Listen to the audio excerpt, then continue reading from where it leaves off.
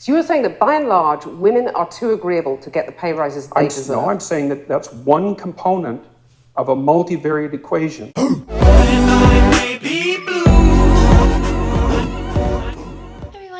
Make sure you like and subscribe and go check out my Patreon. It's only $5 a month, and you get an extra video every week. We all agree the Special Olympics is a good program. It's great. I just feel like the guy who came up with it had to be like a real risk taker. Today, I'm going to be reacting to a Jordan Peterson video called Gender Pay Gap. There are whole disciplines in universities forthrightly hostile towards men. These are the areas of study dominated by the postmodern neo-Marxist claim that Western culture in particular is an oppressive structure created by white men to dominate and exclude women. But then I want to put minorities too dominate. Okay, sure. But I want to put to you that here in the UK, for example, let's take that as an example, the gender pay gap stands at just over 9%. You've got women at the BBC recently saying that the broadcaster is illegally paying them less than men to do the same job. You've got only 7 women running the top FTSE 100 companies. Yeah. So it seems to a lot of women that they're still being dominated and excluded, to quote your words back to you. It does seem that way, but multivariate analysis of the pay gap indicate that it doesn't exist. But that's just not true, is it? That's I mean, that 9% true. Pay gap, that's a gap between median hourly earnings between men and women. But there's that exists. Yeah, but there's multiple reasons for that. One of them is gender, but it's not the only reason. Like if you're a social scientist worth your salt, you never do a univariate analysis. Like you say, well, women in aggregate are paid less than men. Okay, well, then we break it down by age, we break it down by occupation, we break it down by interest, we break it down by personality. But you're saying basically it doesn't matter if women aren't getting to the top, because that's what's skewing that gender pay gap, isn't it? You're saying, well, that's just a fact of life. Women aren't necessarily going to get to the top. No, I'm not saying it doesn't matter either. You're saying it's a fact of life. There are multiple reasons for it. Yeah, but those reasons, why should women put up with those reasons? Why should women be content not to get to the top? I'm not saying that they should put up with it. I'm saying that the claim that the wage gap between men and women is only due to sex is wrong. And it is wrong.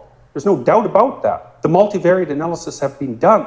Well, so I can give you an example. You keep on talking about multivariate analysis. Let me give you an example. I'm saying that 9% pay gap exists. Yeah. That's a gap between men and women. I'm not saying why it exists, but it exists. Now, if you're a woman, that seems pretty unfair. You have to say why it exists. But do you agree that it's unfair? If you're a woman... Not necessarily. And on average, you're getting paid 9% less than a man. That's not fair, is it? It depends on why it's happening. I can give you an example. Okay. There's a personality trait known as agreeableness. Agreeable people are compassionate and polite. And agreeable people get paid less than less agreeable people for the same job. Oh, I see. Women are more agreeable than men. Again, a vast generalization. Some women are not more agreeable than men. Yes, that's true, but that's right. And some women get paid more than men. So you were saying that by and large, women are too agreeable to get the pay rises they deserve? No, I'm saying that that's one component of a multivariate equation that predicts salary. It accounts for maybe 5% of the variance, something like that. So surely you need about another 18 factors, one of which... Okay, I don't claim to know very much about Jordan Peterson, and I do feel a little bad that I don't actually know her name, but I have reacted to Jordan Peterson before, and this interview itself looks familiar, so it must have just been a clip where it was like him shutting people down or something like that, because it looks familiar enough.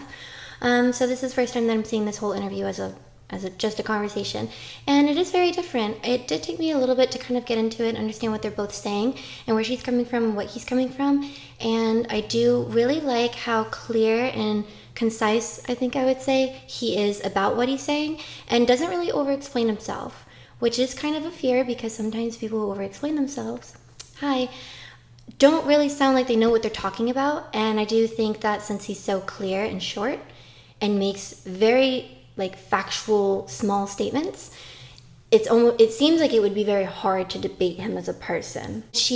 Although it would seem she got what she wanted, which is, well, you're not admitting that there's a pay gap. He's not being led in the direction of, oh, well, yes, it's because it's men and women. He's just very calmly arguing, there's more to it, and I feel you're ignoring those facts. And it's almost at a standstill because she's like not getting him to go, well, what would you think if you're a woman? He's like, well, I'd probably think that it's fair depending.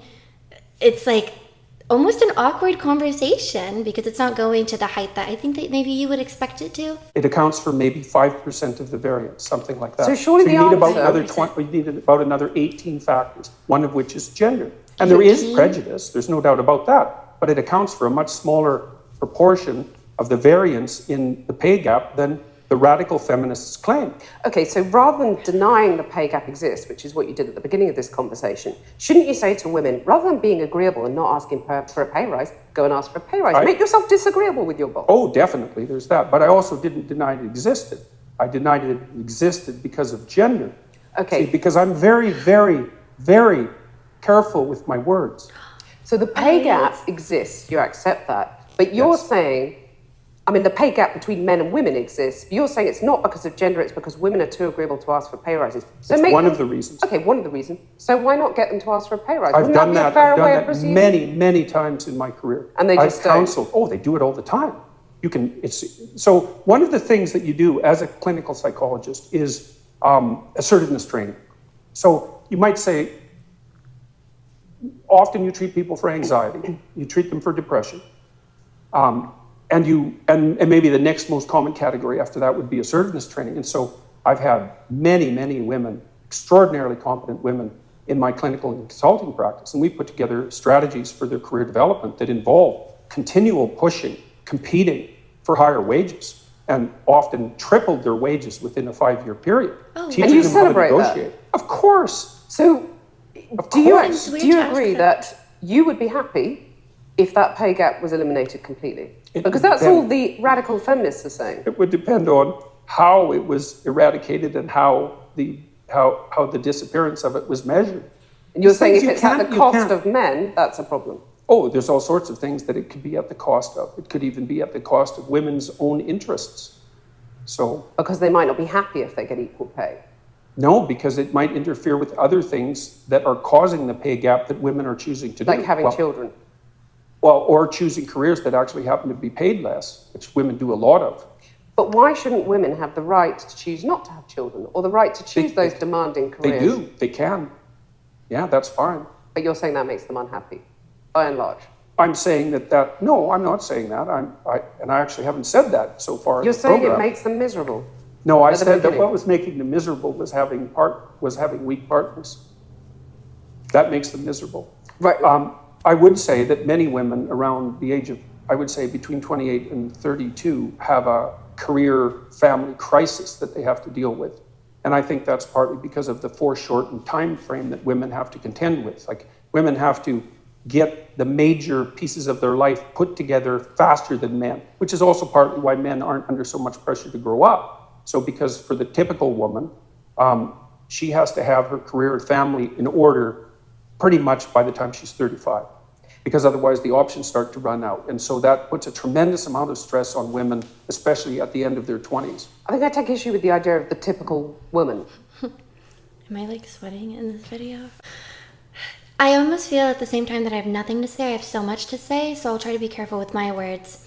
I like that right after I said that he seems to be very careful, he literally said, I'm very careful with my words. I didn't say that. And I was like, wow, that's like, it's actually kind of impressive because it seemed like she tried to trap him in, oh, I'm going to get to my point, but before I get to my point, I'm going to kind of throw you under the bus and make you look bad by accusing you of saying one thing at the beginning of this interview and then now saying something else. And it was kind of like a little jab. And he caught her on it very, like, kept his composure and then moved on from it, which then almost made her, like, the tables turned. And so he seems very good at defending himself because he is so calm. And it does almost seem like she is trying to get him like, oh, well, wouldn't you be happy if this is obviously fixed? And he's like, well, you can't, approach it like that, because what if the pay cap is fixed or there is no pay cap anymore, but women aren't happy? I mean, it almost seems like his goal overall would be, isn't the goal to be for women to just be happy overall, even if there's a pay gap, rather than there not be a pay gap, but more women now report back of being less happy because maybe they don't get to be at home with their children anymore, or they don't get to, et cetera, et cetera. So I think his point is very focused on, I even go out of my own way to help women if they want to ask for those raises and work towards this as I guess a psychologist. I don't really know about his background, but that's what he said. Whereas she almost is acting shocked, like he's the bad guy, like, oh, and you would celebrate a woman getting a pay raise? And so it's like she's kind of treating him like a bad guy, and he really does seem like he's just trying to have a conversation with like educational facts and purposes in it. Typically, whenever people say that there's a pay gap, if you believe in it, you think that it's wrong, and if you don't believe in it, you just don't believe in it. He is saying it does exist, but he's not necessarily saying it's wrong, and he's definitely not agreeing with her to say, oh yes, it's just because they're women. No, he actually specifically said a very clear number. He thinks that there's 18 reasons. And so it does seem like she, and maybe whoever wanted her to have this interview possibly, is very stuck on the fact that there's a pay gap. Now that he's admitted that, make him admit that it's just because, you know, women are discriminated against. And he's kind of refusing to do that. He's like, I already admitted there is one. I never said that there wasn't. But I'm not going to admit that it's only because of people, I guess, just hating women. Puts a tremendous amount of stress on women, especially at the end of their 20s. I think I take issue with the idea of the typical woman, because, you know, all women are different. And that's what I want to just put another quote to you from the book. Well, you they're say, different in some ways and the same in others. Okay, you say women become more vulnerable when they have children. Oh, yes. And you talked in one of your YouTube interviews about crazy harpy sisters. So, simple question. Is gender equality a myth in your view? Is that something that's just never going to happen? It depends on what you mean by equality. No, Being if you treated mean fairly, men and women, getting the same opportunities?